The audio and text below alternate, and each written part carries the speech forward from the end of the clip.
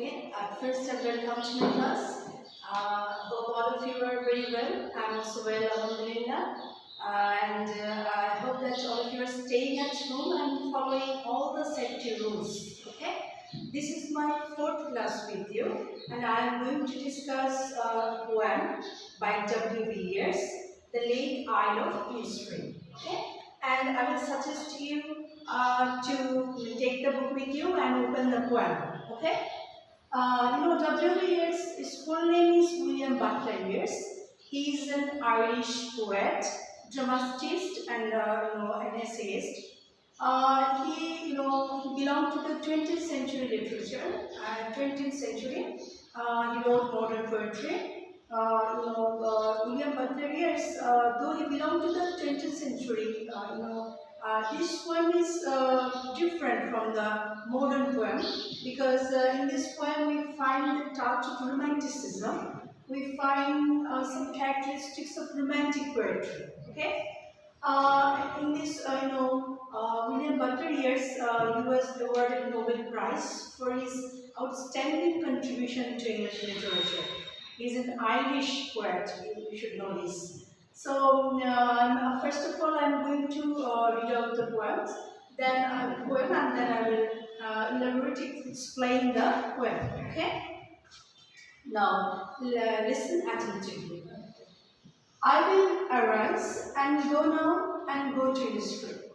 As I mentioned earlier, it's almost like a romantic poem. Because in a romantic poem, we will find, subjectivity, imagination, and we find an escape to, from reality to ideal world. And in this poem, W.B. Yeats, he is tired of modern civilization, the chaos of daily life. So he wants to get some comfort, and he thinks he will get this comfort by going to Innisfree. Innisfree is he spent his childhood in Innisfree, and it's an ideal place for him, and it symbolizes comfort, peace, etc. Okay, so he says, "I will arise and go now and go to Innisfree." So the poet desires that he will go now to Innisfree. Why? And what he will do? And a small cabin built there of clay and whittles made. After going there, we will build a small cabin. Okay? And this cabin will not be made, with modern materials. Okay, with bricks or all the modern materials, but it will be built with clay and whittle leaves. Clay, it's an element of nature, and whittles type of leaves, long leaves. So you will build the cabin with clay and whittle leaves. 9 big rows will I have there, and a hive for the honey. And here you will cultivate, bean. There will be 9 bean rows, and for his survival, okay. And he will also make a hive for the bees. This hive will provide him sugar, and these bees, they collect honey and store it in the hive. So he will make a hive also. And live alone in the bee-loved clay. So it will be, here he will live alone. He will not be disturbed by people. He will not be living in anxiety. He will live alone, and he will feel the beauty of nature. Okay, and it will be tuneful with the sound of the bees. So it's an ideal place for him. He thinks that. And I shall have some peace there, for peace comes dropping slow, dropping from the vales of morning to where the cricket sings. So it's a very nice place for him.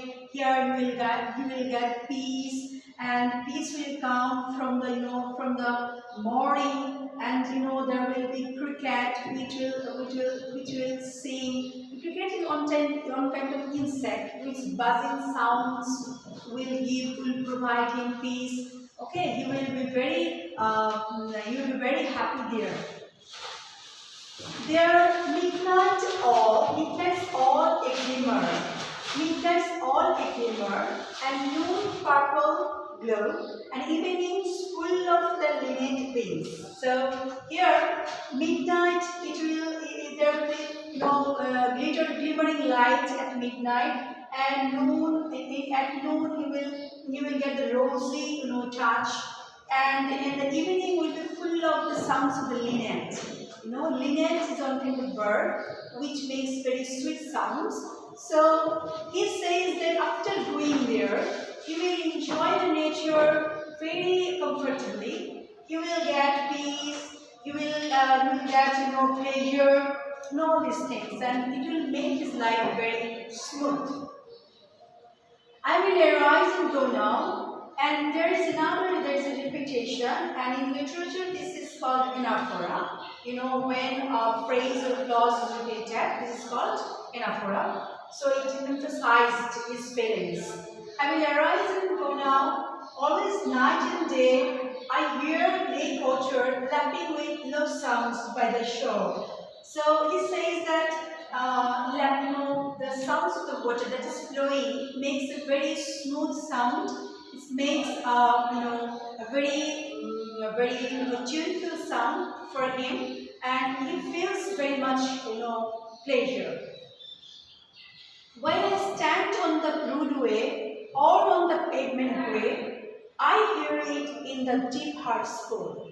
So actually he is standing on the road. He is standing on the pavement. The pavement is grey. Grey is a color of depression. It's a color of despair. So though he imagines all these things, actually he is standing on the road.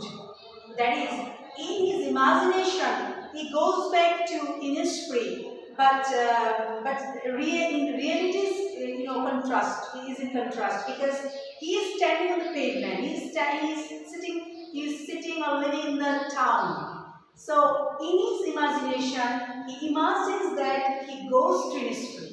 Actually, he doesn't go there. It's his imagination. He has to come back to reality.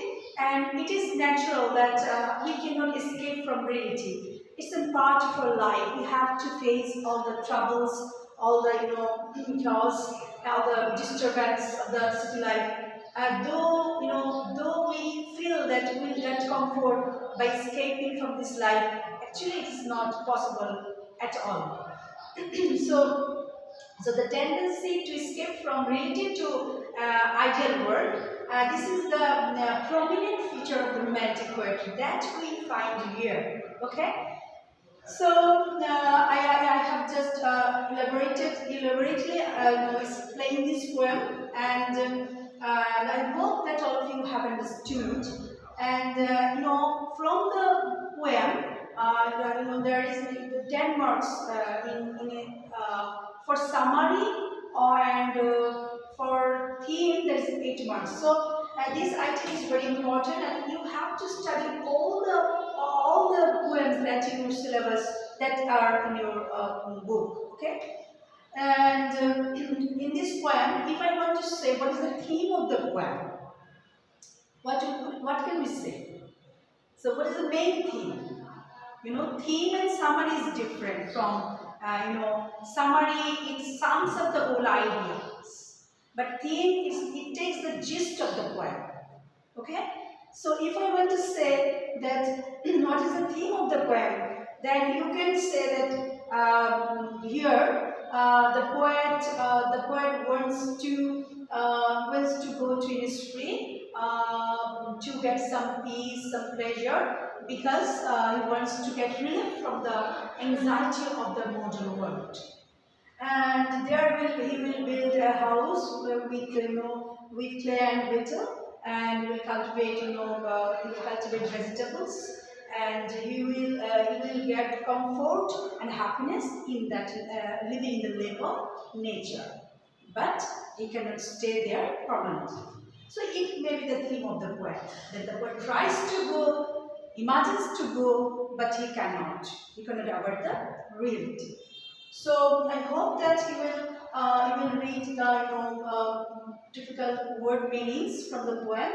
You will read the theme of the poem and summary of the poem. So okay. So I am going to end my class here, and hope all of you will stay very safe. Thank you very much.